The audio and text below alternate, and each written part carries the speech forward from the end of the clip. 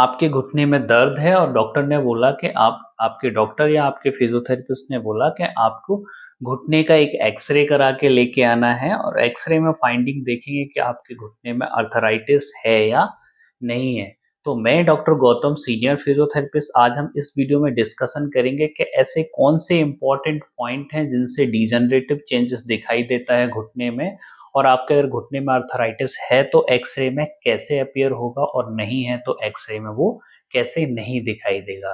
तो इस चीज़ को हम कन्फर्मेशन करने के लिए आज हम 2 एक्स-रे लेने वाले हैं। एक हम नॉर्मल एक्स-रे लेंगे और एक हम एब्नॉर्मल एक्स-रे लेंगे जिसमें आपको आर्थराइटिस दिखेगा और एक ऐसा एक्स-रे होगा जिसमें आर्थराइटिस नहीं होगा जो एकदम नॉर्मल और हेल्दी पर्सन के घुटने का एक्स-रे होगा। सो आज की वीडियो को हम स्टार्ट करते हैं यहीं पे। अगर आपने हमारे चैनल को सब्सक्राइब नहीं किया है अब तक तो इसको सब्सक्राइब कर लें क्योंकि ये इस चैनल पे जितने भी वीडियोस हम डालते हैं वो सारे हेल्थ रिलेटेड वीडियोस होते हैं around the physiotherapy and exercise of your the body. So आपने अगर आप अभी तक हमारा चैनल सब्सक्राइब नहीं किया है तो चैनल को सब्सक्राइब आप जरूर कर लें। अगर आप पहली बार विजिट कर रहे हैं तो आप बेल आइकन को प्रेस कर लें जिससे आने वाले सारे वीडियोस के नोटिफिकेशन आपके पास तक पहुंचते रहें।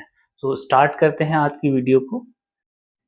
ये है हमारा एक नॉर्मल एक्स-रे जिसमें कोई प्रॉब्लम नहीं है। यू कैन सी कि इसकी बोन की जो इरोजन है, बोन की जो मार्जिन है वो कितनी स्मूथ है और कितना क्लियर हमको अपीयरेंस हो रहा है। इसमें कोई गड्ढा या खुरदरापन नहीं है।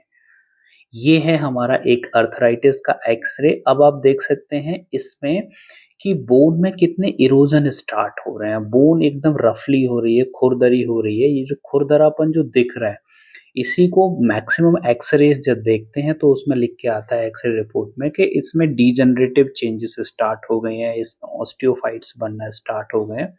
तो ये जो खुरदरी सरफेस होती है, ये जो रफली सरफेस दिखाई दे रही है हमको इसी को डिजेनरेटिव चेंजेस कहते हैं। ये एक और एक्स-रे है जो अभी प्रीवियस एक्स-रे था उससे भी ज़्यादा इसकी कंडीशन खराब हो गई है। इसके जो जॉइंट का स्पेस है, जो कार्टिलेज जॉइंट स्पेस है वो बिल्कुल आपस में चिपक चुका है। तो इसमें कट-कट की पेशेंट को आवाज़ भी आती होगी जब ये मूव करते होंगे, घुटने को चलाते होंगे तब इसमें आवाज़ आती होगी। अब ये एक और एक्स-रे है जो इन दोनों एक्स-रे के कंपैरिज़न में उससे भी ज़्यादा खराब है क्योंकि इसमें जो मीडियल स्पेस है बोन का फीमोरोटिबियल स्पेस अंदर वाली साइड का थाई के वो बिल्कुल हड्डी एक दूसरे से चिपक चुकी है। बिल्कुल इसमें स्पेस बचा ही नहीं है जिसकी वजह से पेशेंट्स को घुटने मुड़ने लगे होंगे मतलब बेंडिंग इनका स्टिफ होने लगा होगा। इनको घुटना मोड़ने में भी दिक्कत होने लगी होगी।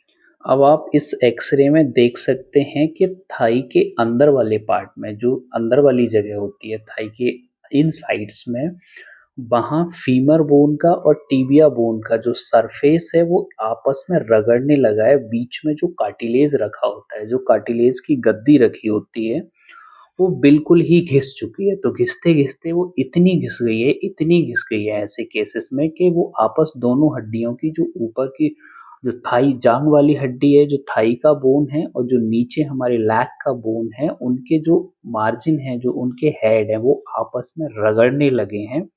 और उसकी वजह से जो उसका लेटरल साइड है, जो घुटने का बाहर वाला साइड है, वो ओपन हो गया है।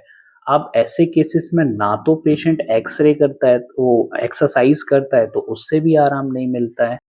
अब इतना घुटना खराब हो चुका है कि इसमें एक ही ऑप्शन है पेशेंट के पास कि go to the knee replacement. अब इसमें पेशेंट एक्सरसाइज़ भी करता है तो उसको फिज़ियोथेरेपी कराता है। ऐसे पेशेंट हमारे पास बहुत सारे आते हैं जो इस स्टेज में आते हैं। अब उसमें फिज़ियोथेरेपिस्ट ज़्यादा कुछ कर नहीं पाता, बस पेन को कम कर देगा, एक्सरसाइज़ करा के अराउंड द नी की मसल को जो स्ट्रेंथनिंग में डाल देगा। बट पेशेंट की सिचुएशन बोन इतनी खराब हो चुकी है कि ऐसी सिचुएशन में पेशेंट को नी रिप्लेसमेंट करा लेना बेस्ट ऑप्शन होता है और घुटने के रिप्लेसमेंट के बाद जब फिज़ियोथेरेपी होती है तो उसमें बेस्ट रिज़ल्ट अचीव होता है। सो ये है घुटने के एक्स-रे जिन पर जो पेशेंट्स का घुटना बहुत ज़्यादा खराब बताया है डॉक्टर ने, तो आप कंपैरिज़न कर सकते हैं कि आपका घुटना एक्स-रे में कैसा दिख रहा है और